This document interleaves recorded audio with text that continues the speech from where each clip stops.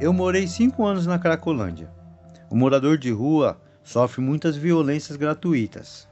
A gente, como ser humano, olha o mundo com base no nosso umbigo e acha que a pessoa está na rua porque quer. Esse é um olhar simplista. A gente não sabe nada sobre o outro, mas sabe julgar. Eu conheci gente que começou a usar crack porque foi abusada sexualmente, porque perdeu a casa e até porque ouviu dizer que era bom para emagrecer.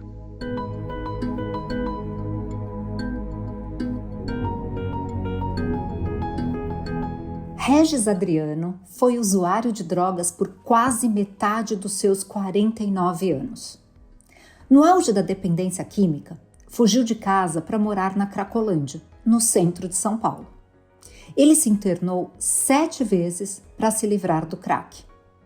Mas a ferramenta que funcionou mesmo para o Regis abandonar as drogas foi o resgate do amor próprio com a ajuda de uma antiga paixão, o skate. Eu sou Geise Diniz e esse é o podcast Plenai. Ouça e reconecte-se.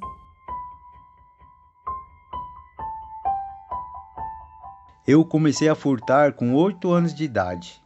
Os primeiros furtos eram os brinquedinhos que eu pegava na casa dos meus primos. Depois eu passei a pegar dinheiro das crianças na escola. Quando minha mãe descobria, ela me batia. Era assim que os pais educavam os filhos naquele tempo. Só que, quanto mais eu sofria agressões, mais danado eu ficava. Não tinha nenhum criminoso na família. Eu que sou rebelde por natureza. Quando eu fiz 14 anos, o meu pai, que era metalúrgico, me colocou para estudar no Senai. Ele me arrumou também um emprego onde ele trabalhava. Era um programa parecido com o Jovem Aprendiz de hoje. Aí eu comecei a furtar dentro dessa empresa. Um dia eu cheguei para trabalhar e vi uma viatura da polícia parada na frente da firma. Achei que tivessem descoberto os meus furtos e eu mesmo me entreguei. Só que os policiais estavam lá por outro motivo. Ninguém sabia dos meus crimes. O meu contrato, lógico, foi encerrado. Em consideração ao meu pai, que trabalhou 36 anos nessa empresa, eu não fui demitido por justa causa. Foi mais ou menos nessa época em que eu comecei a andar de skate. Não falei que eu era rebelde? Nos anos 80, o skate era pura rebeldia.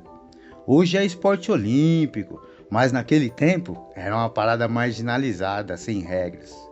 O skate era tão mal visto que chegou até a ser proibido em São Paulo. Quando eu vi aqueles caras com cabelo diferente, roupa colorida, eu quis ser um deles.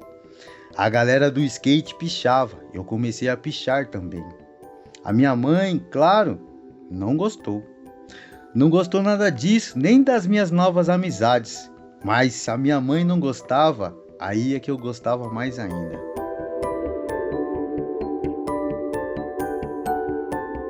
Um dia, a minha mãe desconfiou que eu estava usando droga. Ela falou brava: "Seu olho tá vermelho, vem aqui, deixa eu cheirar a sua mão." Mas eu nunca tinha usado nada. Só porque ela me desafiou, aí que eu quis usar mesmo. Quando eu encontrei um amigo do skate fumando um baseado, eu pedi um trago. O que eu não sabia é que eu tenho uma predisposição genética para ser adicto. Várias pessoas da minha família são alcoólatras. Eu gostei da maconha. 1 ano depois comecei a usar a cocaína. 2 anos depois já estava no crack. No 3º ano me envolvi com o tráfico. Eu achava que a vida dos traficantes era mais glamurosa que a minha. Eu pegava trem e entrava no trabalho às 7 da manhã. Enquanto isso, os traficantes andavam de carro e sempre tinham as minas do lado. A minha mente de otário pensou assim: eu já gosto de usar droga e lá tem um monte. E ainda eu vou ganhar dinheiro e andar com as minas. No 1º ano de tráfico eu fui preso e condenado a 4 anos e 6 meses de prisão. Eu fiquei 2 anos, 9 meses e 22 dias na cadeia. O período na prisão foi tenebroso, porque além de tudo, eu era usuário de crack. Na rua, eu fazia os meus corres e conseguia comprar a droga. Na cadeia, era a minha família que tinha que pagar. O dependente químico põe a droga acima do risco de vida. Eu manipulava o medo da minha mãe e ela acabava pagando as dívidas que eu contraía dentro da prisão. Eu sempre fui bagunceiro, mas depois da droga, a minha vida se desgovernou totalmente. Depois que eu saí da cadeia, a minha mãe tentou evitar que eu voltasse para o tráfico. Ela pediu para o dono de uma empresa de usinagem do meu bairro, em Caieiras, na Grande São Paulo, para me dar um emprego. Ele me deu uma oportunidade e eu comecei a reconstruir a minha vida. Esse empresário decidiu terceirizar a firma e propôs que os funcionários comprassem as máquinas. Num esquema de cooperativa, eu topei. O problema é, eu ainda usava drogas. Eu trabalhava de dia e usava crack à noite. A droga tomou conta da minha vida e eu perdi a empresa. Eu perdi o skate também. Quando eu não tinha mais dinheiro, eu trocava um skate que valia R$1.000 por uma peça de 5. Mas o pior foi perder a minha família. Nessa época eu era casado e tinha 3 filhos. O ano que eu fumei o primeiro baseado foi o ano que a minha primeira filha nasceu. Eu fui um pai totalmente ausente. Eu cheguei a trocar a bicicleta do meu sobrinho por droga. As crianças dormiam no escuro porque eu gastei o dinheiro da luz em crack. A família do dependente sofre demais. Meus filhos hoje nem falam comigo.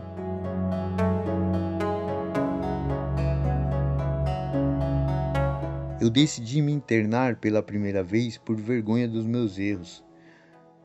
Quando eu saí da clínica, tive uma recaída. Me internei de novo e recaí de novo. Foram 7 internações em 8 anos.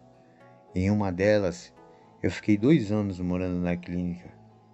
Não adiantou, até que eu perdi a confiança em mim e desisti. E decidi ir morar na rua, comendo o resto de comida que eu achava no lixo. Foram 5 anos vivendo na Cracolândia. Eu me virava com furtos como de torneiras das casas, trocando lixo reciclável por dinheiro. Um dia passou por mim um cara fortão tentando me hostilizar. Era um careca desses adeptos do movimento White Power. Eu tive a ingenuidade de falar bom dia. Esse cara começou a me bater. Já fazia alguns dias que eu não comia. Eu não tive nem força para correr. Fiquei ali apanhando.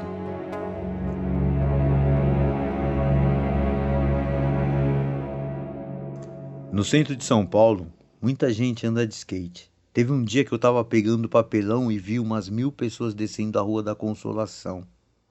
Era um encontro em comemoração ao Dia Mundial do Skate. Eu chorei demais. Eu pensava, meu Deus do céu, o que eu estou fazendo da minha vida?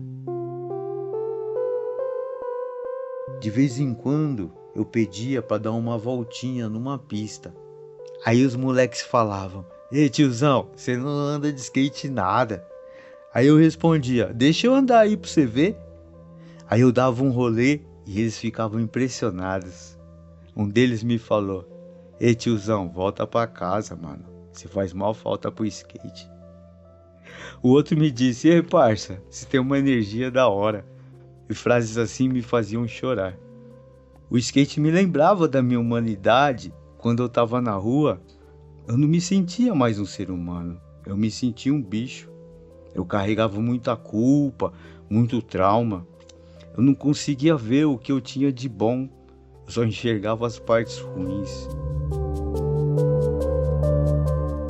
A minha vida começou a mudar quando um prefeito de São Paulo implementou uma política pública para a redução de danos. Era o programa de braços abertos do CAPS, Centro de Atenção Psicossocial, que acolhia moradores de rua e oferecia terapias. No SUS, eu fui recebido por um psicólogo muito amoroso e dedicado. Com a ajuda dele que eu comecei a sair do buraco. Comecei a ressignificar a minha vida.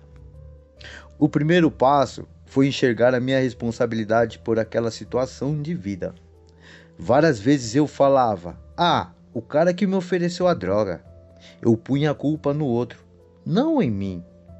Aí o psicólogo me falou, O que acontecer aqui é culpa sua. Eu entendi que as drogas sempre vão existir no mundo. Depende de mim estender o braço para pegar ou não. Na terapia, eu passei a refletir sobre a minha relação com o crack. As pessoas usam drogas para escapar de alguma dor. Comigo não foi diferente. Eu me lembrei que na minha infância eu me sentia rejeitado. Eu não tive contato com meu pai biológico. Eu achava que o meu padrasto, que me criou e foi o bom pai para mim, me rejeitava. Achava que a minha mãe gostava mais do meu irmão mais velho. Eu me sentia o patinho feio da família. Eu era um cara cheio de complexos. O psicólogo me ajudou a resgatar o meu amor próprio. Ele dizia que eu não tinha que me importar com a opinião do outro sobre mim. O importante é como cada um se vê. Eu falava, eu sou feio, as pessoas não gostam de mim. Ele dizia, essa não é uma situação permanente. Aprende a se cuidar, Regis. Eu sei que é difícil, mas se você aprender a se cuidar, sua vida vai ser uma outra. Olha para o seu passado e encontra onde você se perdeu. Por causa de um ato de rebeldia contra minha mãe, eu me perdi. Mas isso não quer dizer que eu estou perdido para sempre. Na terapia eu entendi que eu sou um cara bom e comecei a me apropriar disso. Um dia a polícia foi dispersar o fluxo na Cracolândia. Já tinha tido várias incursões da polícia lá, só que eu nunca tinha visto com os meus próprios olhos. Eu vi um monte de gente machucada, mas comigo não aconteceu nada. Eu lembrei do Salmo 91 da Bíblia, que diz: 1000 poderão cair ao seu lado, 10.000 à sua direita, mas nada o atingirá. Deus estava me dando mais uma chance. Das muitas que Ele me deu e eu não aceitei. Aquele dia para mim foi a gota d'água e voltei para casa.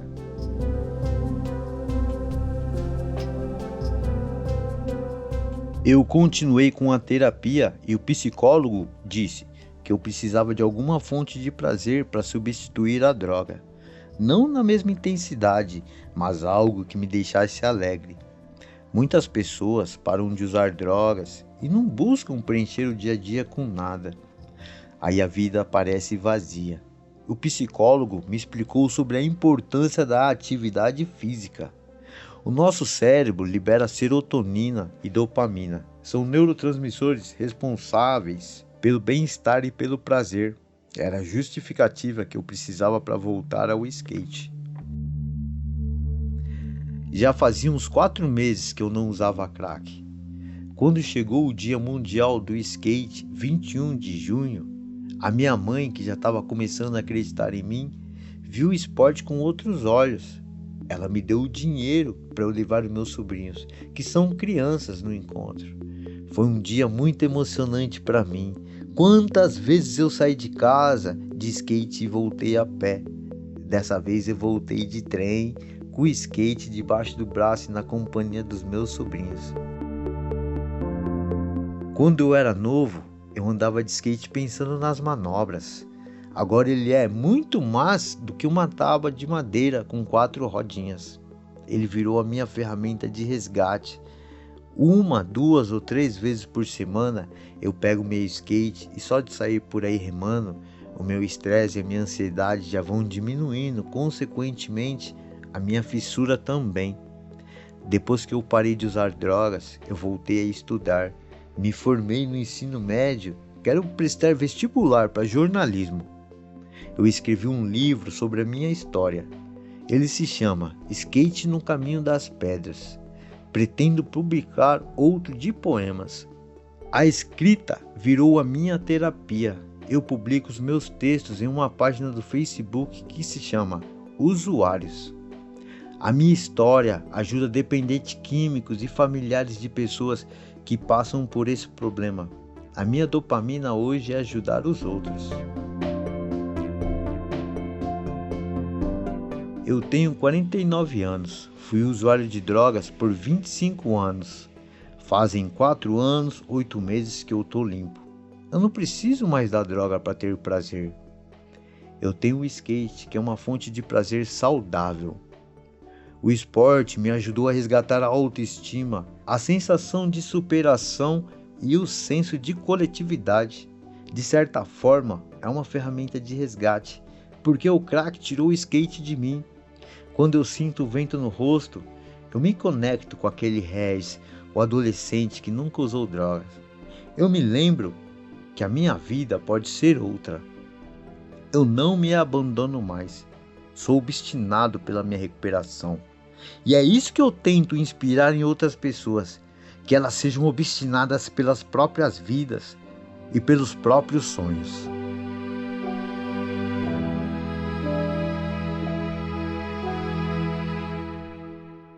Nossas histórias não acabam por aqui. Confira mais dos nossos conteúdos em plenai.com e em nosso perfil no Instagram, @portalplenai.